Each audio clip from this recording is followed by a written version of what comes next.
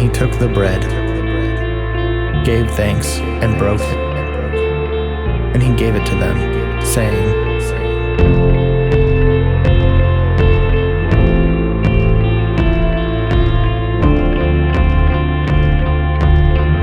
"This is my body, given for you."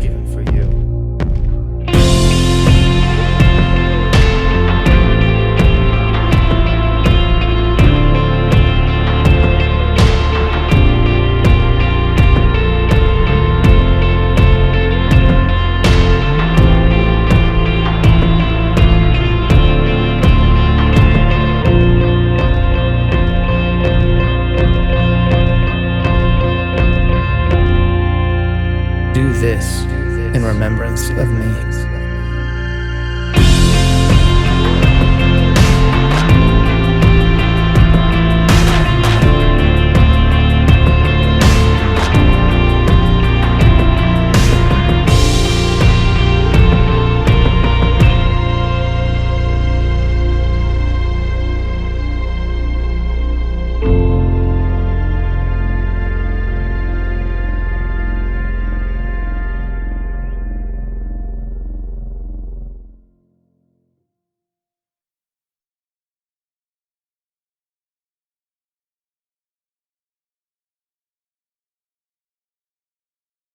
Hi, TVC friends. I'm glad you're back with us for another week in this Lenten series called Conversations on Lent. Thrilled to have with us tonight Dave, Megan, and Nigel, all of whom are pastors here at the church. What we've been doing over the last several weeks, starting with Ash Wednesday and taking us all the way up to Easter Sunday, is we've been having conversations about what is Lent, what's this time of intentional focus all about, why is it beneficial to us as individuals and as a community to engage with that intentionality and to see what God has for us in it. Again, to reframe the idea of Lent is there's nothing magical about Lent. It's not unpacked in Scripture as this kind of prescribed season of 40 days that we have to participate with. As we've been looking at, there are seasons of our life where it is beneficial both individually and as a community of people to do something purposeful with God, to engage in certain practices. We've looked at the idea of confession and repentance and just the whole idea of remembering certain things in the first place. Through this, God can do much in our journey, again, individually and collectively. What we're going to talk about tonight is the practice of fasting and why fasting is important to the act of remembrance, doing a purposeful remembering with God. Now, when we talk about fasting, what we're talking about kind of on the macro level is the idea of abstinence. And when I say the word abstinence, most of us are going to move toward the idea, we associate that with choosing not to engage in sexual activity. The reality is that's one of the primary things that they teach in sex ed is, hey, the most sure way to not get pregnant is to practice abstinence. The truth of the matter is that the idea of abstinence can be applied to the choosing not to do of anything. One of my personal favorites is to choose abstinence toward chores. I choose not to do chores. That's actually not true. You can talk to Liz, that's not true. But the reality is that fasting is one particular way in which we can choose to be abstinent from something for a purpose. Now, Nigel, Megan, Dave, good to see you guys tonight. What benefit is there in our journey with Jesus to choose for a specific period of time not to do something? Why would we even do that? Why is that helpful in our journey with Jesus? What are some initial thoughts? I think it can refocus, recalibrate. If you're putting a lot of energy say to maybe a trivial example, in say to following a football team or something, Yes. and you do it religiously, Yes. and you're always on, stats and everything, you put a lot of energy into doing that. Yes. And so not doing that means that you're not putting out that energy and put it towards something else. Yes. Yes. So it does concentrate you in a different way. Yes. Yeah. So it's almost like a purposeful turning of focus. And that's a big part of what we've been discussing here in this Lenten season is where is our focus? Right. What does it look like to do something with great purpose, right? What's another impact, if you will? Megan, do you have any thoughts or ideas about a season or a time period where I choose out of a sense of devotion, purposefulness toward God, not to do something? Have you ever experienced something like that or seen that play a role in your journey with Jesus? Yeah. The one that comes to mind is I was a part of a church where we would take a day to fast, from breakfast and lunch, and then we would all eat together. That night we'd have communion and we'd eat together and hang out. But our time was spent focused very intentionally on different things that we felt like God was leading us to put our attention towards. And doing that with people was really valuable. And I learned a lot because I was very new to fasting and what that meant. Yes. But yeah, we chose to just set that time aside and not eat for that day and put our energy towards Jesus and what he was saying and worshiping him. And yeah, it was really lovely. Yeah, it's almost like a tangible avenue. A friend of mine talks about having hooks upon which we can hang our prayers, right? Like there's something tangible I use to give me a reference point, a frame of reference to be able to hang my prayers on those things. So it's almost like what you're talking about and what you experienced in that communal environment is we fasted, we abstained from breakfast and lunch together purposefully, but then we all came together at night to share communion. And so even in the abstaining, part of what you were experiencing is a greater camaraderie with other people. Like, okay, we're all in this together. So it was a tangible hook to hang that experience on. That's awesome. Dave, when you think of fasting, Nigel referenced kind of abstaining from engaging with a football team, if you will. Megan referenced specifically fasting from food. When we think about fasting, most of us, if we've heard about it, immediately think of fasting food, right? That's kind of the quintessential fast, if you will. In what ways can we fast? What are some of the modalities by which I can choose to say, I'm going to fast from this for a period of time? Yeah, sure, absolutely. You can, there's so many different things, right? I think the way I would see it is fasting a distraction, right? Yeah. If there's something in your life that's a distraction, yes, try fasting from that. And that can be anything, right? Right. TV, Facebook, YouTube, like fill in the blank, video games. I mean, it could be a myriad of things.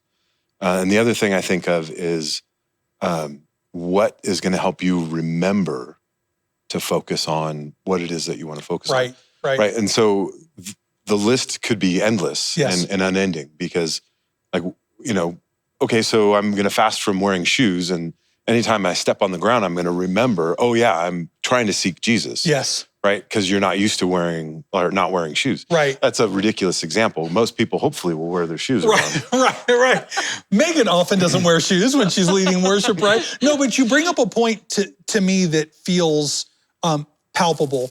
The felt absence of something reminds me that I'm missing it, right? So for instance, for those of you watching tonight, I'm gonna guess that a lot of us have a tendency daily to either check Facebook or check TikTok or check Twitter or whatever it is. You're all over TikTok, aren't you? I'm the TikTok king. Man. I love me some TikTok. I'm not really fully up to all the lingo and stuff, but that could be a massive rabbit trail. But the reality is we create these routines in our lives. When I choose to set that aside, the first time I feel an impulse to re-engage it, right? So if I say to myself, one night, okay, tomorrow I'm going to, let's just pick one. I'm going to go without Facebook, right? I'm just going to fast that tomorrow. The first time I open my phone and feel compelled out of routine to engage Facebook, and I say to myself, oh, wait, I'm not doing that today, for lack of a better phrase, right? In Jesus' name, for Jesus, you're suggesting that felt absence of impulse can actually move me toward God. Unpack that a little bit. Am I on to something there? Absolutely. Well, let me just refer to what you were talking about, Facebook. So we're all used to, without even like knowing it, pulling out your phone. It just goes right there. And then all of a sudden you find yourself searching. And so I've removed Facebook from my phone. Oh, you have? Instagram from my phone. So you're permanently fasting from Facebook. It turned into a longer fast than I expected. Okay. And then I still, at least for the first couple months, I would open my phone and go and couldn't find the app without like that automatic, you know how when you automatically drive home, you don't think about any turns, you know where you're going. It's that same like auto presence. And then all of a sudden you realize, oh, I'm searching for Facebook right now and it's not here. And then you make that connection like, oh, that's right. I was supposed to be praying when that happens. So the felt experience of void, and I don't want to get too existential here. No, but there is something there. There's something there. So the felt experience of, oh, my normal routine. Like, I know this is a horrible analogy, but I've spoken with people in this circumstance. I've spoken with people who've had a leg amputated and will wake up feeling like their leg itches and it's not there, right? So there's a palpable moment of the reminder of void, right? So something I'm used to is no longer there. So in what way, help me understand this for someone who's brand new to fasting or never really grappled with fasting. Why would creating void in my routine? Okay, I'm used to opening up my phone and there's the Facebook app, right? There's the TikTok app. I automatically go there. Removing that, making it so that I feel that void. Why is that a good thing to help move me closer? Does Jesus want me to miss out on stuff? Is that the point? Well, so we build all these highways in our brain with chemicals, right? And so when we build the highway to do whatever task it is that we're fasting from, we're saying, hey, I want to build a new highway in my brain over here. Because I see that that's healthier for me. Connecting with Jesus on any level, right, for any of us is going to be a little bit healthier than maybe spinning out on Facebook, or maybe people don't spin out on Facebook. I certainly do. And that's why I removed it. But it's taking your brain and saying, hey, I'm going to do this instead. And sometimes it takes a little bit of time, right? Because you're building those new pathways. It takes time to rebuild those. And so the idea is, hey, let's do something that's productive, productive for me, productive for my prayer life, productive for my relationships. And what can that look like? And I think fasting or abstaining. I don't like to call it that. That sounds I know. That sounds hard. Well, we've so associated that word. Well, just not to put too fine a point on it, as I was talking about, in our culture, we've associated that with sexuality. Right? But just abstaining in general, that's got the ambiance to it of the word obey, obedience. There is a certain finality to that. And I'm not very good at fasting in general. Right? So I'm really good at trying. But somewhat good at failing, right? I'm great at failing, but that's how you get good at something. I'm good at slowing. Why did they call it fasting? It's slowing. It doesn't go fast, right? It goes slow. Abstaining. But abstaining feels like, if you mess up, you didn't abstain. You didn't do a good job. And I think that makes it more difficult. That's why I don't like using abstaining, but that's really what we are doing. I like something you say. You're talking about creating new mental habits, you actually referred to them as neuropathways, right? Kind of that chemical kind of pathway that's created through habitual practice. Correct. So you called it choosing to disengage or abstain from, quote, distractions, right? So in that, what I hear you saying is there's things in our lives that we normally do that are in the end periphery. They're not the center. The center is Jesus.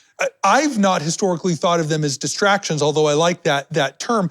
I've thought of them as I've got these normal routines in my life that aren't essential to me being human. Yeah. They're not essential to me being Mike, right? I don't need Facebook to be Mike. And in reality, I can actually go a day without something as fundamental as food and be just fine, right? In fact, I mean, look at my body. I could go 40 days without food and be fine. But when I create that void, that automatic impulse, have you ever found yourself eating something just out of routine? Yeah. Sure. Like you didn't even feel like it? Yeah. I'm a huge fan of blackberries, huge fan. And you know those little clamshell things they sell at the store, the little plastic thing that's got the thing of blueberry or blackberries in it? I think of those as one helping, right? I do. And I'll just take the whole clamshell, open it, rinse them off, and I'll sit in my reading chair at home and I'll eat as breakfast this whole clamshell blackberries. I did this the other day and discovered halfway through, I didn't even feel like eating blackberries. What was I doing? I was responding to a neuropathway. I was responding to a habitual activity. And you might do it with something more damaging to yourself. Yeah. You're right. You might feel like, oh, at night, I'm used to having 2 glasses of wine at 5 p.m. And you're halfway through the first glass and you're thinking, I don't even feel like this right now. And then out of habit, you pour the second one. The reason I go off on that is because there's something about choosing a routine that I always do to say, I'm going to set this aside purposefully so that when I feel the normal impulse toward this, I'm going to substitute into that void connection with Jesus, right? So in your life, Nigel, because I know that at times, I know that you're very routine in how you pray. You're very routine in trying to build a framework of kind of experiencing the presence of God, attuning yourself to God. Where has fasting for you effectively worked to create a platform of experience where what I normally go toward, I'm going to disengage, and in that place, I'm going to engage with God? I think, broadly speaking, it's raised my awareness. Very trite example would be, I've been brought up a reader. I love to read. Yes. And if I'm having breakfast cereal, if there's nothing but the cereal box there, I'll read the cereal box just out of habit. So and then the iPad takes over, so you're eating cereal and looking at an iPad. So I've done away with the iPad, and now I purposely sit down and eat. And it's raised my awareness of just, this is food, and my enjoyment of it. And so I think that carries over into what you were talking about, reorientating me towards Jesus. Yes. It's just been helpful. It's just raised my awareness that, there's I don't know how else to say it. Yeah.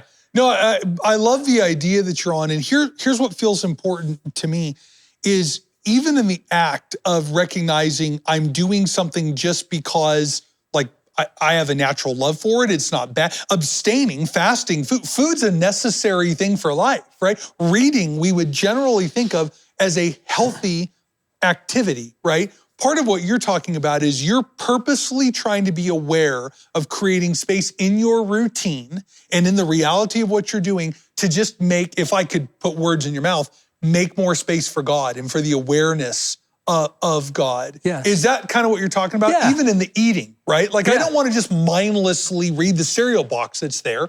I want to be aware and awake and present to God in each moment. And this intentionality helps me with that. Yes, definitely. Yeah. Well said. One of the things that I think people tend to associate with fasting is that fasting is a discipline. In fact, we historically call actions like fasting, that we call it a spiritual discipline. I don't like that word.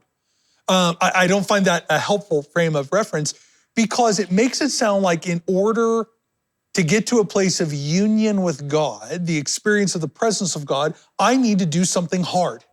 I need to earn that space. I don't think that's what spiritual disciplines, for lack of a better phrase, I think they're better referenced as spiritual intentionalities, right? I just want to be more aware. one of the things that I've experienced you can do in fasting is, okay, in order to create more awareness of God and intentionality toward God, I'm not just going to do without, I'm going to supplement something else. Right. So one of the things I've done in my life is I'm going to abstain today from television, or generally it's like electronics, my phone, my iPad, television. And every time I feel the impulse to watch TV, every time I feel the impulse to go on Facebook, instead, I'm going to do something else I love. I'm going to go on a walk and I'm going to listen to some worship music. So I'm taking one other thing I love and plugging it into something else that I normally love in order to create intentionality toward God. When it comes to that kind of purposefulness toward God and fasting, or intentionality, Megan, of abstaining, doing something purposeful, is there anything you've practiced before or practice in your life in the arena of fasting in any way, shape, or form that you have found beneficial in creating more awareness toward God? Yeah, it sounds silly, but in recent months, there was a stretch of time where I got the little tap on the shoulder from the Lord that like, hey, maybe we could let go of creamer in your coffee. Oh, wow. Just because it's a comfort, right? It's something that like, you know, I'm at home with Kaylee and we're doing our thing and I just think that that's what I need. Yeah, yeah. It sounds so silly. But there is like this need and a comfort in, for me, a cup of coffee with a lot of creamer. Yeah. So that's not the focus. What God was inviting me into was to say like you're finding that comfort and that like enjoyment.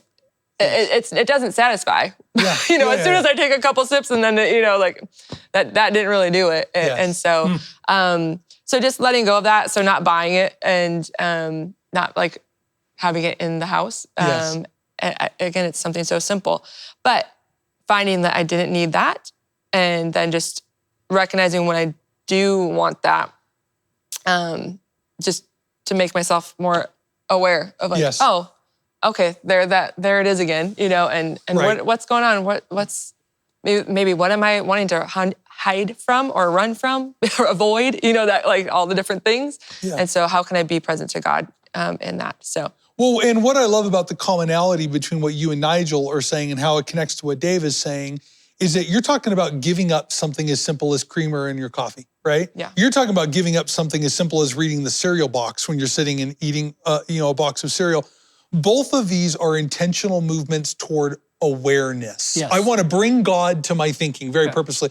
That connects directly with Dave's whole idea of neuropathways and the habitual things we practice that create awarenesses, habitual things that we do to make us aware of what's going on around me. What am I engaged with?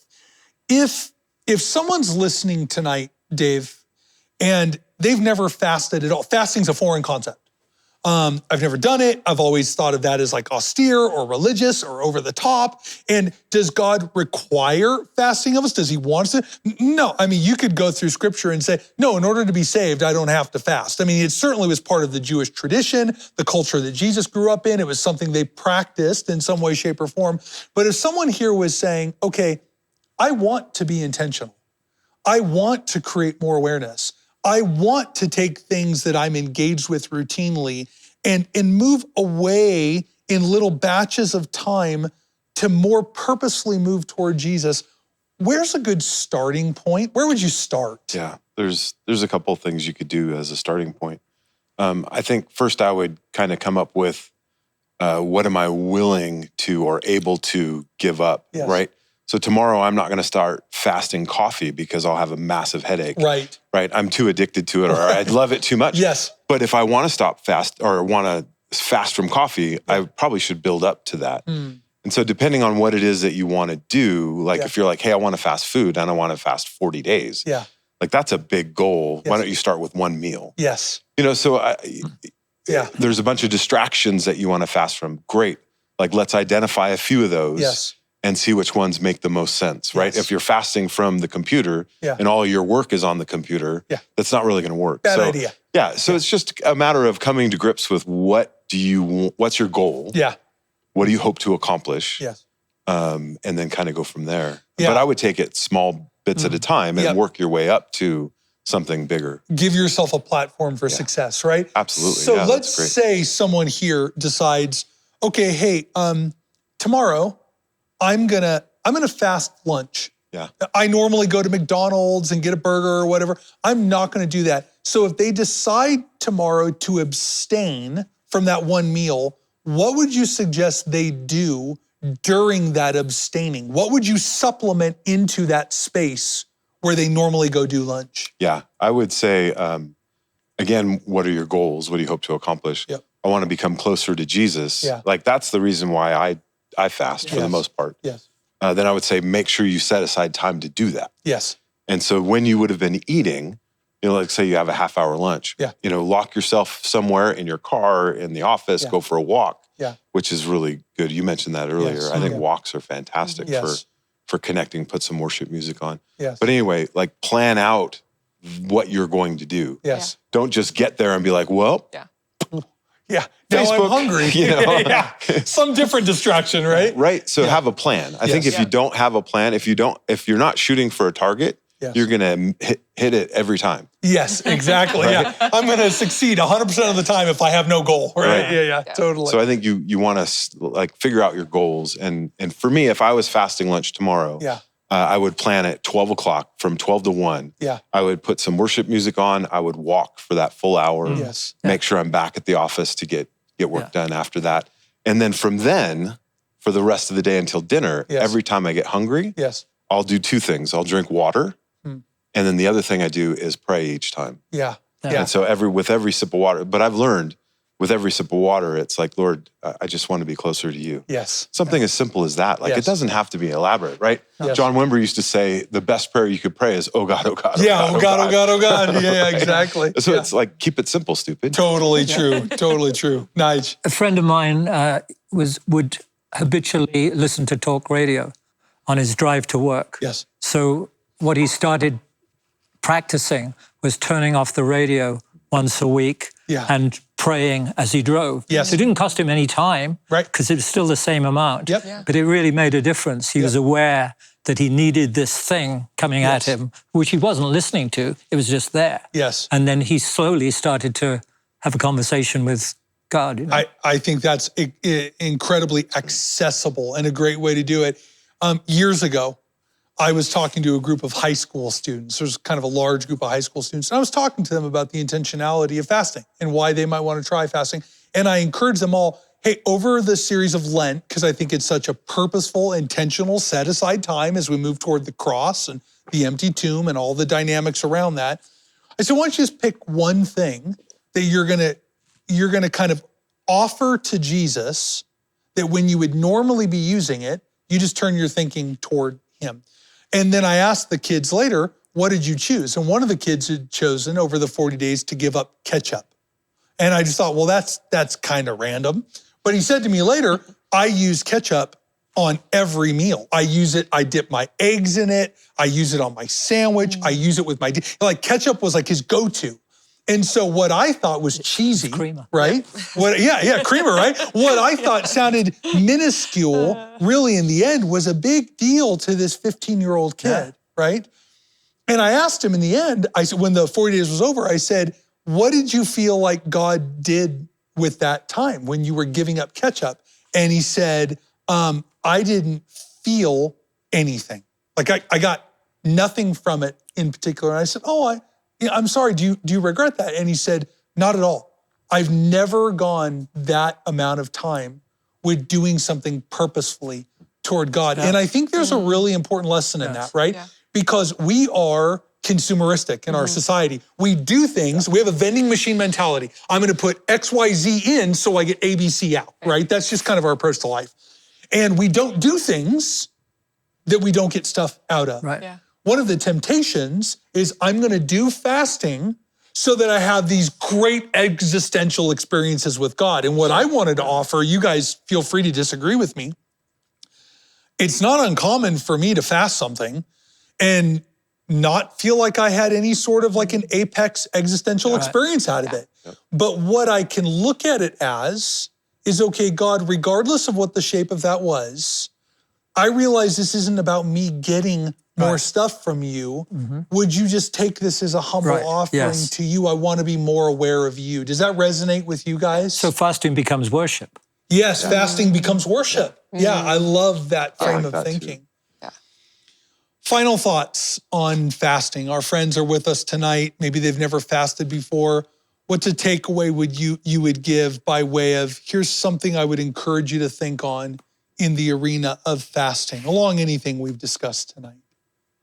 I would just encourage people, to try it as an experiment, Yes. Especially if you've never done it. Yeah. What's the harm? Start small, and give it a shot. Start really small. Yeah. Yeah. Give it a shot. Yeah. Dave? I just think it's a good regular tool to connecting with Jesus. Yeah. There's many Yes. tools. This isn't the only way to connect with him. Yes. But I have found it like to be one of those in your toolbox. Like you're like, let's see, what should I use? Oh, here's the place that I'm at right now in my life. Yeah. I need fasting. Yeah. Good. Yeah. Good. Megan? I was just thinking as well, if it is new to you, maybe invite someone else to share in that with you. To join you. Yeah, maybe you're not in the same space, but you're both, fasting from something. And so you can just process with each other and encourage one another in that. Love it. So Love it. The New Testament makes very clear across every dynamic of it, whether the gospel narratives, the pastoral letters, book of Revelation, there's nothing we can do or engage with to earn God's love and affection. It's completely available to us all the time. Fasting is such a tangible, as Dave referenced, tool in our toolbox to pull out and say, God, I want to be more aware. I don't want to be on autopilot. I don't want to get up in the morning and first thing I flip open Facebook and off I go, and now it's been 45 minutes and I don't even have time for breakfast because I've wasted my time. Fasting is a purposeful tool to be able to say to God, I want to offer my attention to you, that I'd be more engaged with and intimately aware of your presence in my life. I want to encourage you, friends, as we continue to navigate this Lenten season, give fasting a try. Whether it's fasting Facebook, fasting creamer in your coffee, fasting ketchup with your meals, fasting your meals for the whole day, whatever it is, to say to Jesus, here's part of my routine.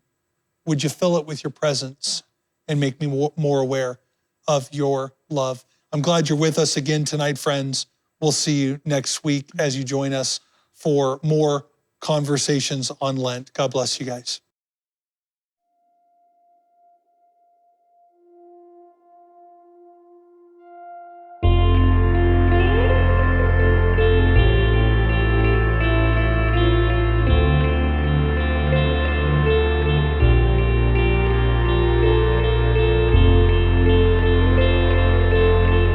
And he took the bread, gave thanks, and broke it. And he gave it to them, saying,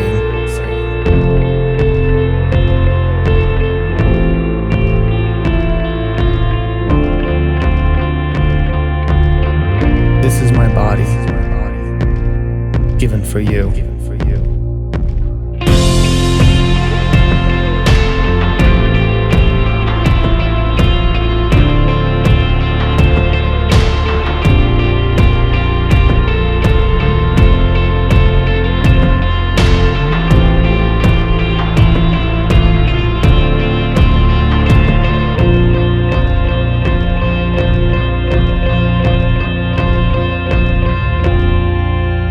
Do this in remembrance of me.